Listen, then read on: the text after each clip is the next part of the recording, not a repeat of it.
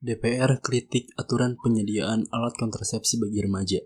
Jangan sampai hal ini jadi pintu masuk seks bebas. Pertanyaannya, apakah benar pemerintah menyediakan alat kontrasepsi bagi remaja?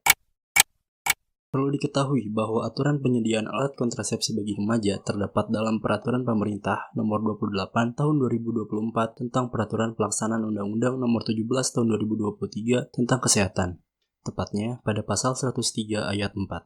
Pemerintah sendiri mengatur mengenai upaya kesehatan sistem reproduksi, yang mana di dalamnya terdapat upaya kesehatan sistem reproduksi sesuai siklus hidup, terdapat dalam Pasal 100 Peraturan Pemerintah Nomor 28 Tahun 2024 ini. Kemudian, upaya kesehatan sistem reproduksi sesuai siklus hidup, di dalamnya mengatur kesehatan sistem reproduksi usia sekolah dan remaja, yang diatur dalam Pasal 103, di mana upaya kesehatan sistem reproduksi usia sekolah dan remaja paling sedikit berupa pemberian komunikasi, informasi, edukasi, serta pelayanan kesehatan reproduksi. Selanjutnya, pelayanan kesehatan reproduksi yang dimaksud meliputi deteksi dini penyakit atau screening, pengobatan, rehabilitasi, konseling, dan penyediaan alat kontrasepsi. Yang kemudian, penyediaan alat kontrasepsi ini dikritik oleh DPR.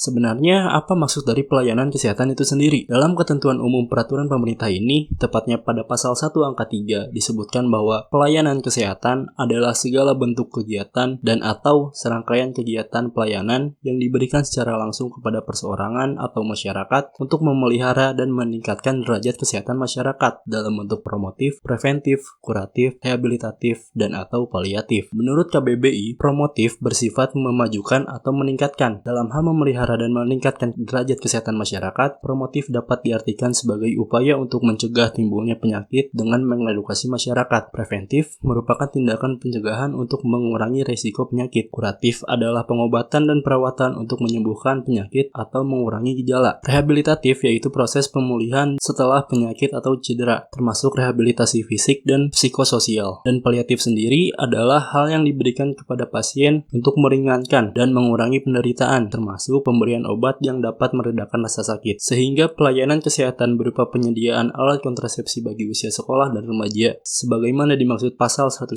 ayat 4, dapat dilakukan untuk tujuan promotif, yaitu edukasi, dan preventif, yaitu pencegahan resiko. Penyediaan alat kontrasepsi untuk tujuan preventif dapat diberikan pada remaja korban pemeriksaan untuk mengurangi risiko kehamilan yang mungkin terjadi. Hal ini sesuai dengan isi pasal 110 ayat 3, di mana pelayanan kontrasepsi darurat diberikan pada ibu yang tidak terlindungi kontrasepsi atau korban perkosaan untuk mencegah kehamilan.